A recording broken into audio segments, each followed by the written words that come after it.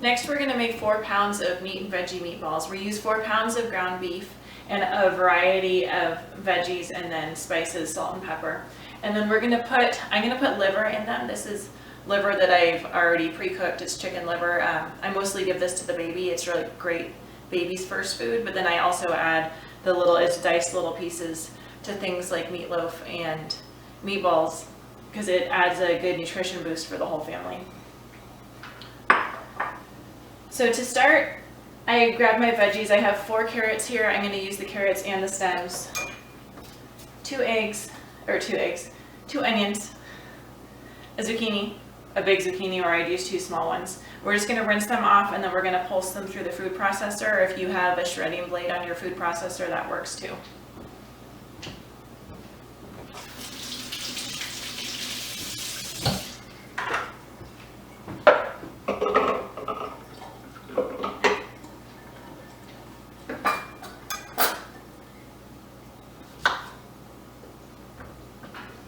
I just cut the veggies into sizes that are easy for the food processor to work with.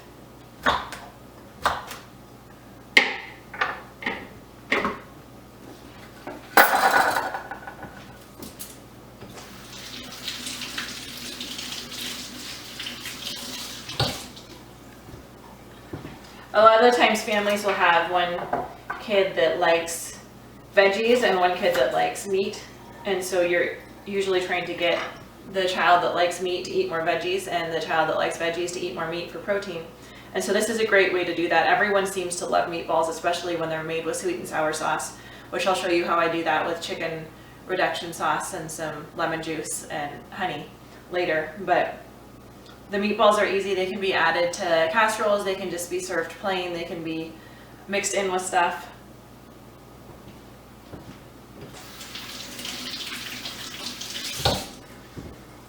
I'm going to cut these up. I use the carrot greens also. There's nothing wrong with them. Cut them up a little bit,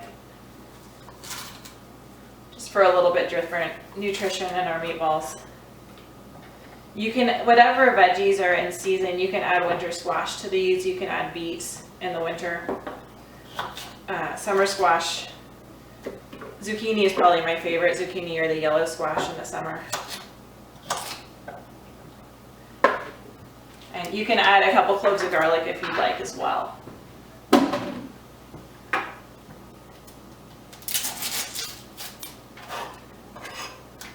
Peel and quarter my onions. Maybe.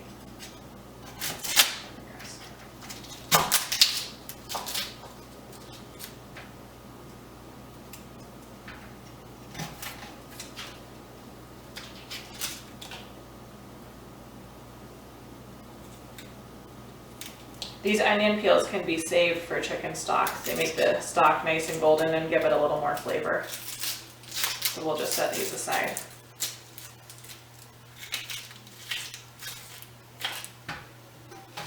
And just cut the onions into quarters, just so the food processor can manage them.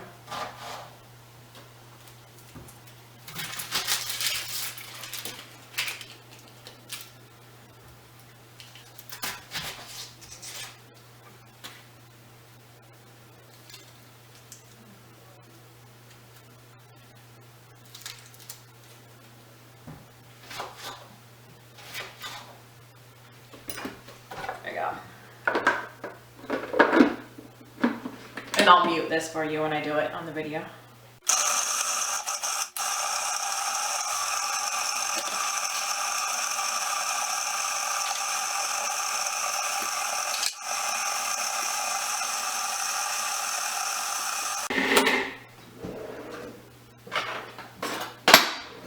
Sometimes it needs a little help to get the rest of it all mixed in. And while we're letting this pulse and kind of shred these veggies up, I'm going to just open up our 4 packages of 1 pound of ground beef. It's organic, grass-fed. Grass-fed beef is pretty easy to find in all areas. You can usually find it local, which is always a plus. And we're going to put our beef right in this bowl to mix it all together.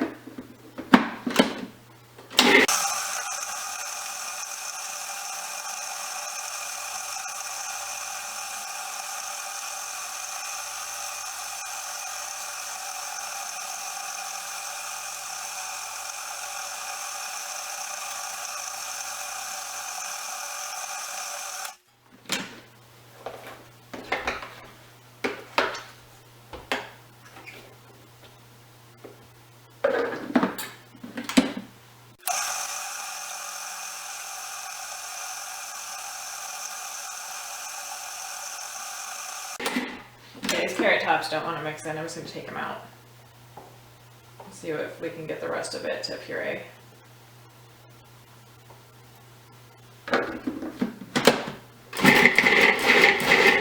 Yeah, hitting the pulse is working better than having the thing just...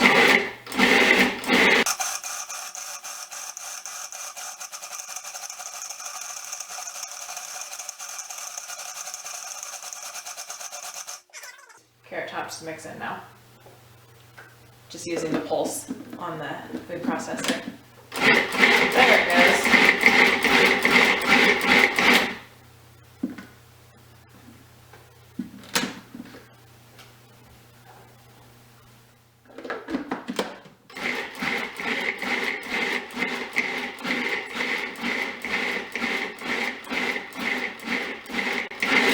And while we're pulsing this, I'm going to go ahead and just add the liver right to the veggie portion, just to make sure the liver's chopped really fine. That's the key to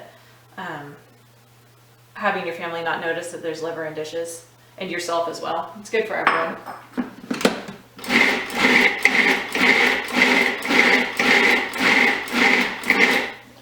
There we go.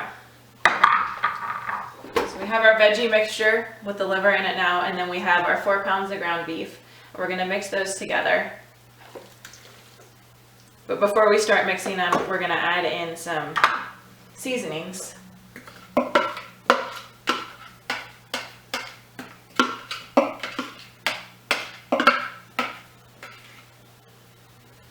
There's that.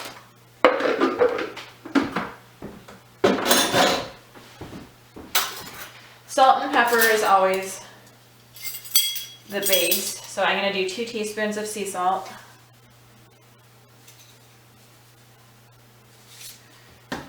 And then I'll do about a teaspoon of pepper, but I just grind it right into the mixture. I'm going to use a teaspoon of grated or powdered ginger.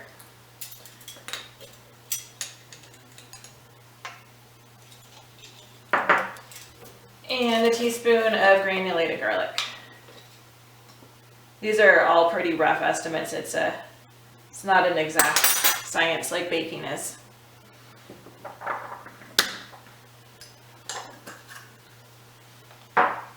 The ginger and garlic combination is always good. You can use whatever seasonings you like. Parsley is good as well. If you have any fresh basil or parsley or lemongrass out in the garden or from the farmer's market, that's delicious to add. With both the veggies and the seasonings, just using whatever is in season.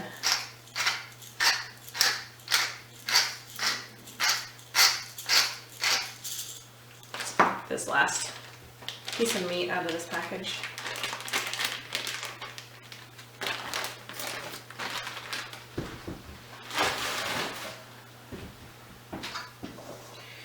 Then it's easier to just mix this all up with your hands.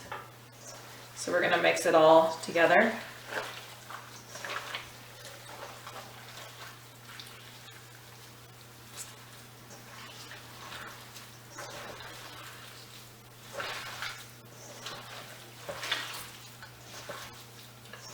Then we'll roll it into balls. I like to start this at the first part of my cooking day. And then I let the kids roll the meatballs for me. They do pretty well. I usually start working with them and then let them go on their own for a while at the table. Our kitchen's nice and open, so I can see the table from the rest of the kitchen easily. And they like to be involved like this. They love meatballs, so that's always a good motivator for getting them to help. And you'll see we didn't put any breadcrumbs in. That's not necessary. The veggies are what gives it the moisture. Breadcrumbs are used to soak up the meat juices, and instead we're just using veggies. And there's no eggs, so they're nice and allergen friendly.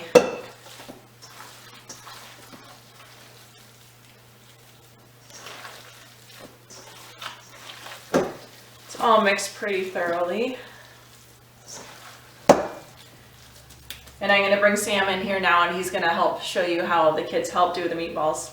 And I'll do it alongside him. This one's got 2 pockets in it. Okay, we're videoing. Now do I start? See, okay, there you are up there. Now do I start one? This is Sam. He's going to show you how the kids help to make meatballs. Sam's 6 and he's in kindergarten. And so we just make little meatball sizes. Sometimes the kids have to be corrected because they start to get to either golf ball sizes, or pea sizes. And then they put them on right on the sheet, and it's okay for the sides to be touching. We're gonna bake them right on the sheet. And this 4 pounds of meat makes quite a bit of meatballs. So I bake a cookie sheet. I bake like this is like an 8 by 10, but I could also do a 9 by 13 pan. Good job. Are these for lunch? Yeah, we're gonna make some for lunch. And then we usually do meatballs the night of our freezer cooking. This is kind of cold. Is it kind of cold? Uh-oh. That's right. You can just roll it, it's okay.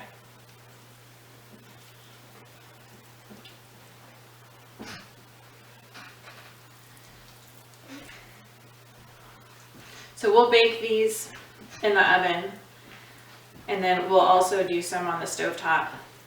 We'll keep some out raw and just do them on the stove tonight for dinner.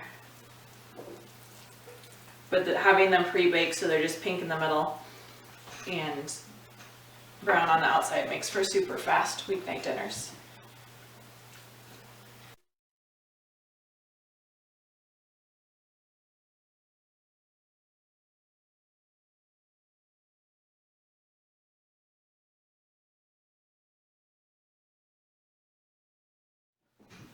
And we'll just let the kids continue on with this while we work on other stuff. Good job. So now we finished rolling our meatballs. We have over 100 meatballs here. We're gonna bake these at 425 for about 15 minutes, just until they're mostly cooked, but they're still pink in the middle, because we want them to not get too overcooked when we reheat them after we're done with our bulk cooking. And then these were the ones that didn't fit on the pan, and we're just gonna cook these in a skillet. I'll show you how I cook them in a skillet with some coconut oil, and we'll have those for lunch or dinner on bulk cooking days.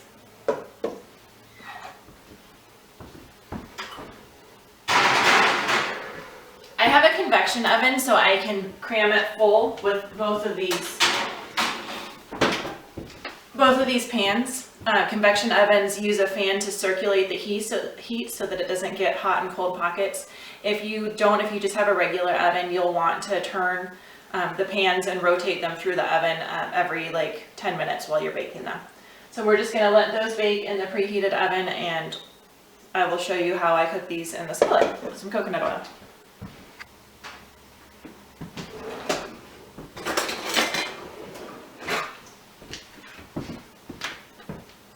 So here's the rest of our meatballs that didn't fit in the pan for baking. So we're just gonna cook them in the skillet, and we'll have those for lunch. If you don't wanna do that and you have a few left over for baking and you don't wanna do a whole nother batch, you can just cook them in the skillet in a few batches and stick them in the freezer or the fridge. I just use about 2 tablespoons of coconut oil. This is expeller pressed, so it doesn't have the real strong coconutty flavor. Let that melt over medium-high heat. Make sure it's coating the whole pan. And stick these in a single layer. And then we'll just kind of turn them to make sure we'll let them cook. And then once the bottom's cooked, we'll keep turning them with our spatula and keep them in meatball shapes.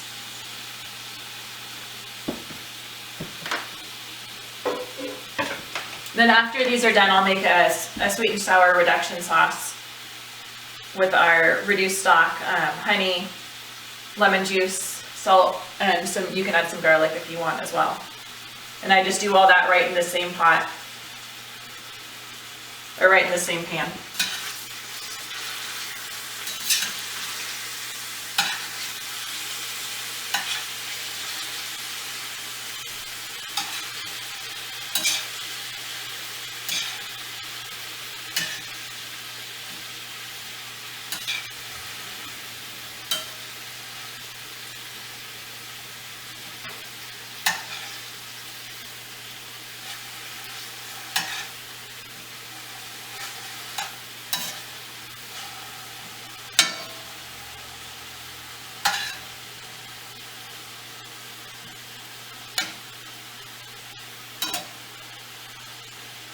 One of the great things about bulk cooking days is that you only make the oven a mess once you've fried up these meatballs.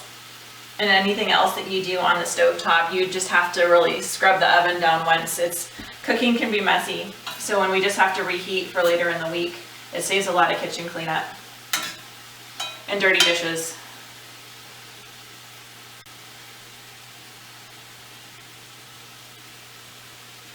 Just let those cook there, and I'm going to get out everything for our reduction sauce. So now our meatballs in the skillet are almost done cooking. We're going to remove the ones from the oven as well.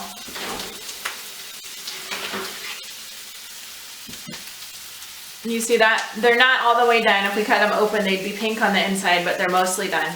So that way they don't dry out when we reheat them. There's over 100 meatballs here,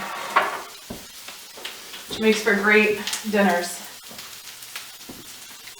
Clear that off. So now we're going to remove these meatballs from here to make our reduction sauce.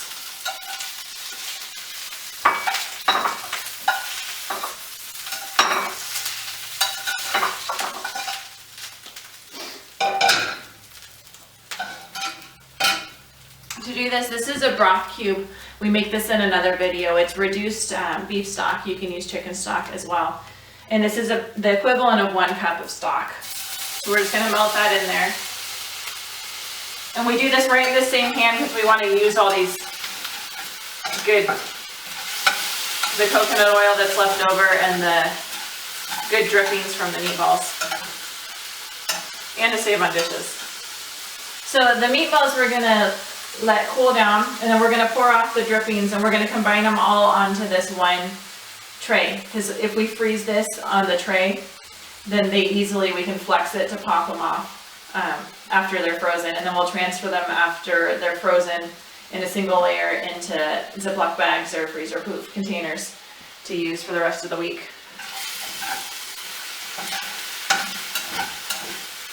So there's our stock. Still melting down. We can add some of these drippings from the meatballs.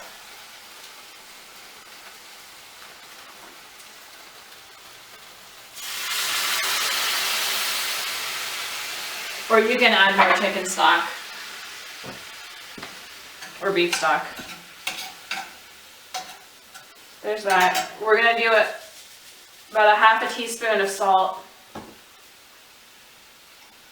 About 2 tablespoons of lemon juice. And then another 2 or 3 tablespoons of honey.